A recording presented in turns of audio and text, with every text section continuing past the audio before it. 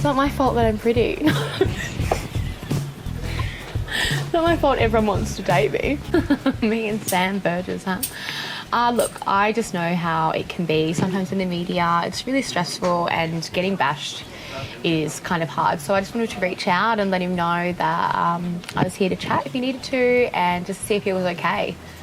So that was it, really. The conversation sort of went off a little bit, but there's no dating going on there. Look, if Phoebe is in the stories, I wanted to just let her know there's nothing actually going on between Sam and I. I think Phoebe should know by now it had a fair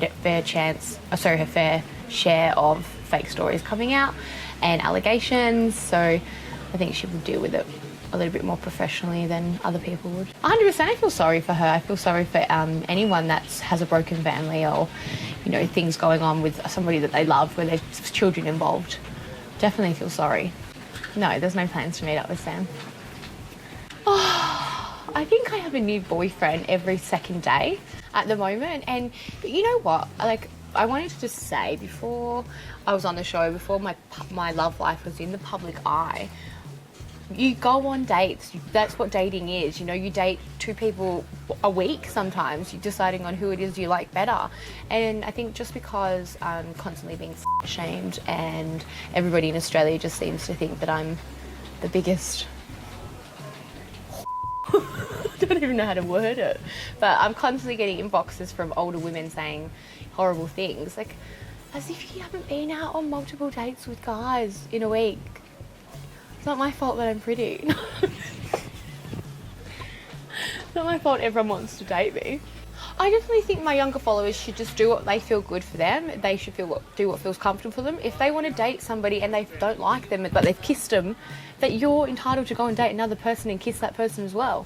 It doesn't mean that it doesn't mean that you're any lower than anybody else. It just means that you're comfortable with yourself, you feel confident, and you're dating and trying new things. But always be safe in the bedroom. You know what? I just think you knew what you're getting on. You knew what you're getting into before you went on a reality show. You need to own up to your actions. You're an adult. Nobody was forcing you to say the things that you said. Nobody was forcing you to act the way that you acted. And I think that I've arguably had one of the worst edits in reality TV history in Australia. But you know, the parts that were shown about me were not all my best parts. A lot of my good parts were edited out, but I still own my actions, and when I was standing there talking to a producer to a camera, they weren't forcing words to come out of my mouth. And there were plenty of times where they would ask me to say something or ask my thoughts on a topic that I didn't feel comfortable with, and I said, I don't feel comfortable saying this, and they would move on. There's no tricky editing, there's no manipulation. It's just a whole bunch of reality stars who haven't learned how to use their 15 minutes of fame properly to make money, and now they see that there's some sort of currency to be made from these bigger productions. I just think, grow up. I mean, look, I love Billy from Bachelor, but did anyone else watch his video? Bill Goldsmith, yes. Yeah, like, I don't believe a lot of these reality stars have these mental issues that they're saying that they do. And if you do, have you been getting counselling from it? Have you gone and seen someone? Or have you just waited to see that Channel 7 had given a big payout to a reality star and you're like, oh, might try and put my fingers in this pie? No. Yes, I did see that. I actually didn't receive one, so I guess they left that out of me. I think they know that I can hold my own, probably. No. I think people from our season haven't received it yet because we're still under contract. But I did see that they had received that. And, I mean, Channel 9, they're smart. I think my edit was fair in the sense where they needed a villain, and I was the villain. But, you know, I went for what I wanted on the show, and I didn't do it the right way. I lied and I sort of manipulated my way through the show. But those parts of me are still in me. So I can't sit here and say that it's wrong or right.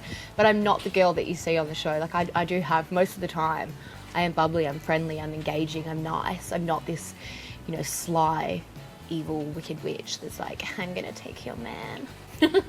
Well, I'm actually looking at bringing out a range of my own lip care products. So, I mean, look, I could be like the Kylie Jenner of Australia. Move over, Kim K. No, I invest my money. So I have my investment property that I bought earlier this year. And I'm looking at probably buying, I want to buy another house next year, but I want to actually renovate it. I don't want to rent it out again. So actually, you know what, I'm just going to tell the truth. No, because I don't have to pay for anything. I don't pay when I go out because I get invited places. I don't pay for my outfits or my clothing. And everyone's going to sit here and go, what a bitch, but that's some of the perks. I pay for my mortgage and I send money to my family, my little brothers. I pay for my little sister, she's studying at the moment. So I send her money because she doesn't work, but she's living out of home. I guess I spend my money on doing that.